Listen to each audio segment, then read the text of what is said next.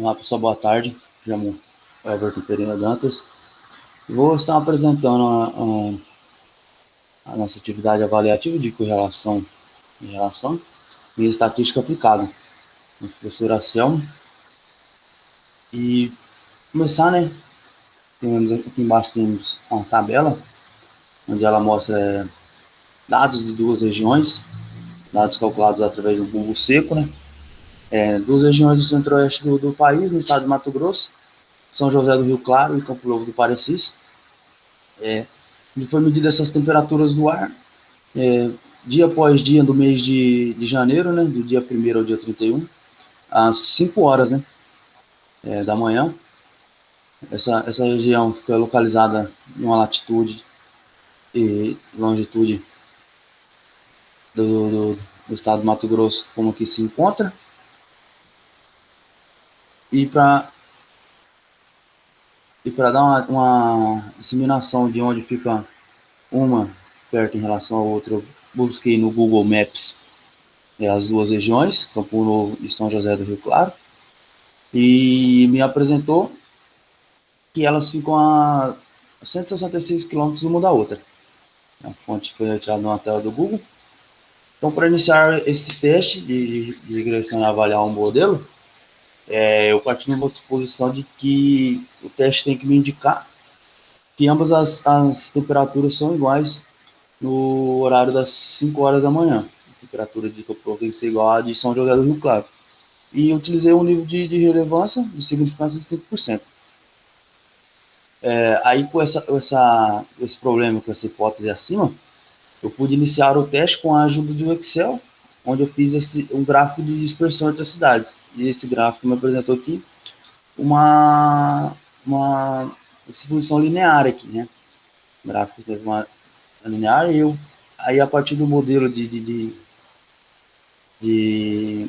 relação, de correlação de Pearson, eu vou distinguir se esse gráfico tem uma relação alta ou baixa, né? Se ela é positiva ou negativa. Aqui pode-se perceber que ela é um pouco positiva. Então, aqui, ó. Segundo como mostra em relação às velocidades, tem uma relação linear frequente entre as temperaturas de São José do Rio Claro e Campo Novo Parecis. Aí, para ter uma ideia de se essa relação é forte ou não, se é positivo ou negativo, vou usar o coeficiente de relação de Pearson. E antes de partir para esse teste de correlação, eu preciso mostrar um teste de normalidade. Ele permita me dar uma base para me continuar com o trabalho. E para esse teste de normalidade, utilizei o método de Shapiro-Wilk, os 5% de significância. Aí aqui estão as hipóteses. A hipótese 0 de São José do Rio Claro, né, eles podem ser estudados normalmente distribuídos, e os dados não podem ser estudados normalmente distribuídos.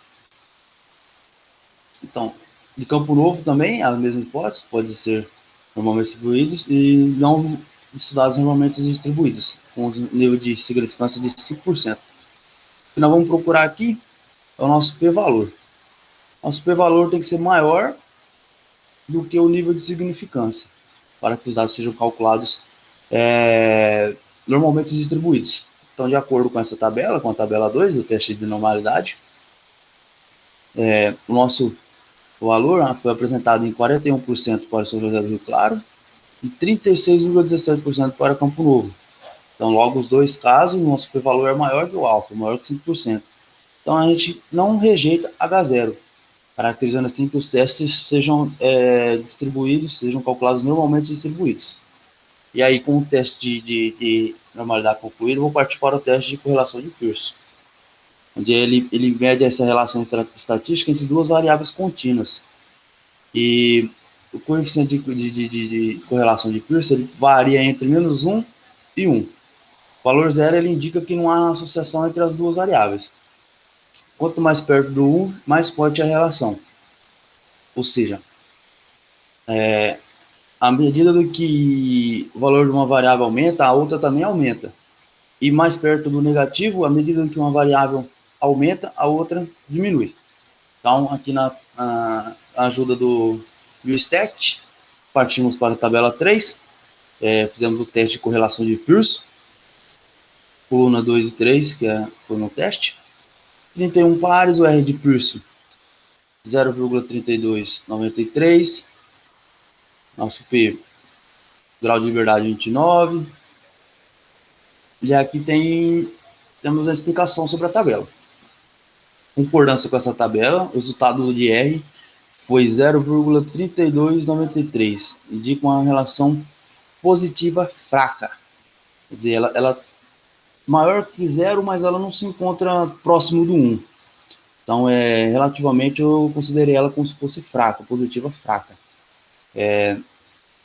Então, a gente vai prosseguir a partir de um teste de relação dos mínimos quadrados.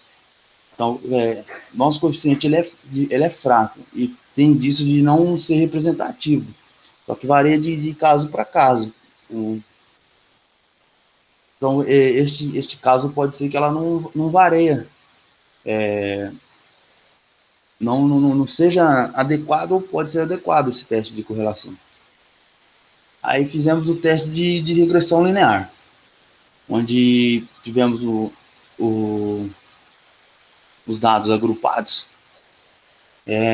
achamos aqui nossa regressão, o F de regressão, um p-valor de 0,06, o nosso R ajustado ficou 0,07, o nosso coeficiente de regressão, que é o B, 0,03, nosso T calculado teve 1,87, e aí aqui a gente conclui a tabela, explicando ela.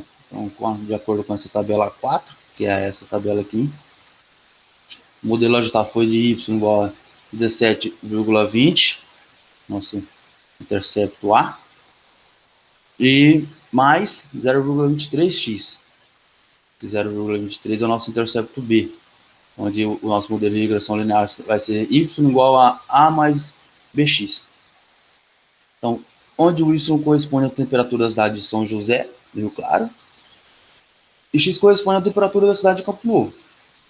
Muito parecido. De acordo com nosso R quadrado 0,10, esse modelo está ajustado de uma forma que apenas 10% do caso da temperatura possam ser exatamente iguais. Com essa relação teoricamente fraca, eu posso dizer que o teste é relativamente fraco, relativamente baixo. Ele tem apenas 10% de eficácia. Mas, para concluirmos se esse teste pode ser eficaz ou não, a gente vamos determinar em duas etapas. A etapa do teste F e também a etapa no teste T.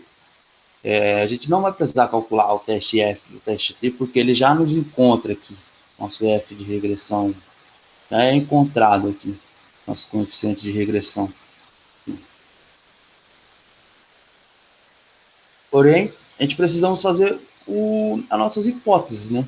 Hipótese 0, o modelo não tem significância estatística, e o modelo tem significância estatística, se nosso alfa é 5%. Então, conforme está na tabela, o F, 3,52, um p-valor de 0,0673%. O p-valor é menor que o nosso nível de significância, então ele está dentro do nosso nível de significância. Então, não rejeita H0 e conclui que o modelo tem significância estatística.